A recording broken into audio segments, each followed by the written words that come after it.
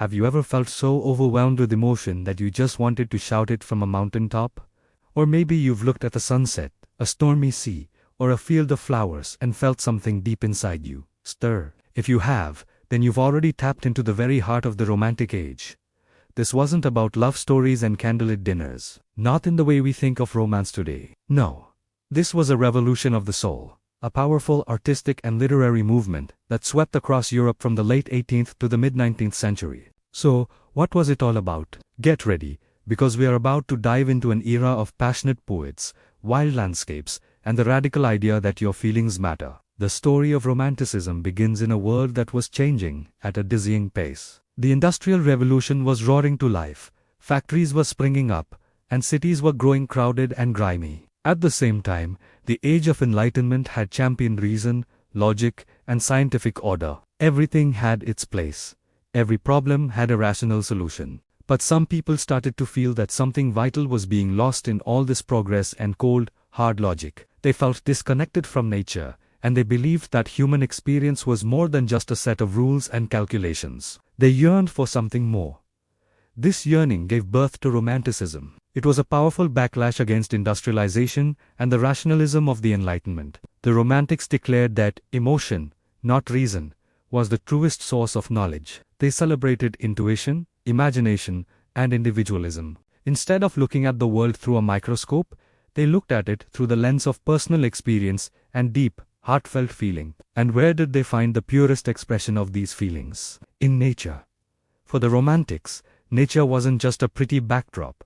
It was a living, breathing force. It was a source of spiritual truth, a refuge from the ugliness of the industrial world, and a powerful mirror for human emotions. A towering mountain could represent sublime ambition or terrifying power. A gentle stream could symbolize the flow of life. A violent storm could mirror the turmoil in a person's soul. The Romantics believed that, by immersing themselves in nature, they could connect with a higher power and with their own deepest selves. They weren't just observing nature. They were experiencing it, feeling it, and becoming one with it. This new way of thinking needed a new way of writing, and poetry became its perfect vehicle. In 1798, two young English poets, William Wordsworth and Samuel Taylor Coleridge, published a collection of poems called Lyrical Ballads.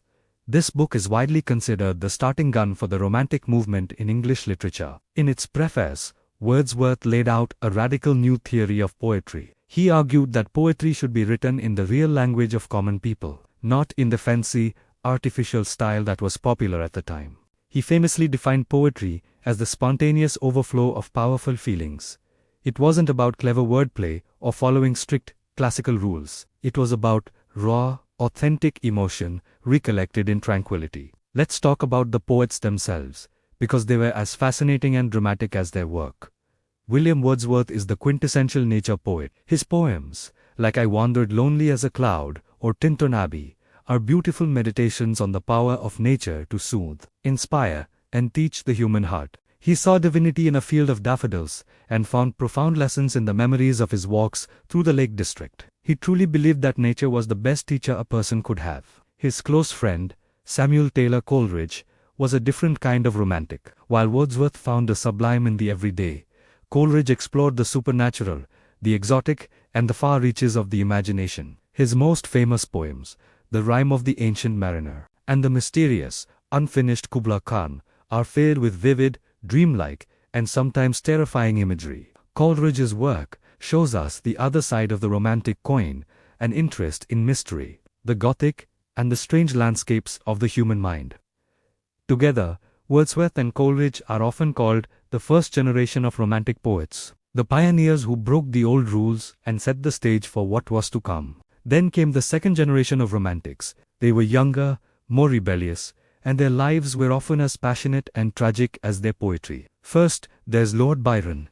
He was the rock star of his day, wildly handsome, aristocratic, and scandalous. He created the Byronic hero, a character type that we still see in books and movies today. A dark, brooding, and moody outcast, haunted by a secret past. Byron's own life was a whirlwind of love affairs, political exile, and adventure. He even died fighting for Greek independence. His poetry, like Don Juan or Childe Harold's Pilgrimage, is filled with wit, satire, and a grand sense of rebellion against society's constraints. Next is Percy Bysshe Shelley, a radical idealist and a true revolutionary. He was an atheist, a vegetarian, and a political firebrand who was kicked out of Oxford for his beliefs. Shelley believed in the power of love and imagination to reform the world. His poetry is soaring, lyrical, and filled with grand visions of a better future. In poems like Ozymandias, he shows the inevitable fall of tyrants, and in Ode to the West Wind, he begs the wind to scatter his words across the universe to awaken humanity. Tragically, like so many romantics, he died young, drowning in a boating accident in Italy at the age of 29. And finally, we have John Keats. Unlike the aristocratic Byron or the well-connected Shelley, Keats came from a humble background. He was training to be a surgeon but gave it up to devote his life to poetry. Keats was obsessed with beauty, both in the natural world and in art. He believed in the idea of negative capability, the ability to exist in uncertainties and doubts without trying to find all the answers. His odes, like Ode to a Nightingale and Ode on a Grecian Urn, are some of the most beautiful and perfect poems in the English language. They explore the intense, fleeting nature of life, beauty, and happiness. Keats knew his time was short. He was dying of tuberculosis, and this knowledge gives his poetry an incredible poignancy and depth. He died in Rome at the age of just 25. So, what is the legacy of these poets and the Romantic Age? It's absolutely massive. The Romantics fundamentally changed the way we think about art, nature, and ourselves. The idea that an artist is a special, individual genius who pours their soul into their work, that's a romantic idea. The belief that your personal feelings and experiences are valid and important subjects for art.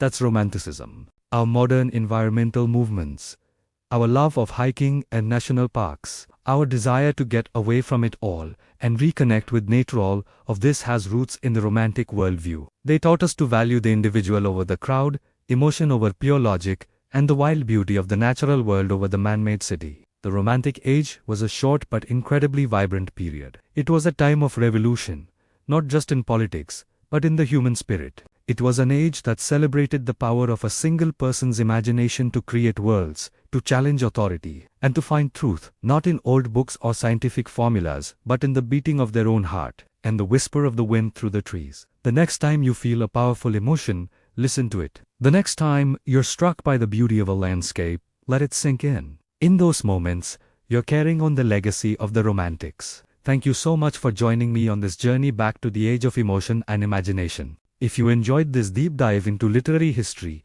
please hit that like button, and don't forget to subscribe and ring the bell so you won't miss our next adventure. Let me know in the comments which Romantic poet is your favorite or what topic you'd like to see covered next. Until then, keep feeling, keep imagining. See you next time.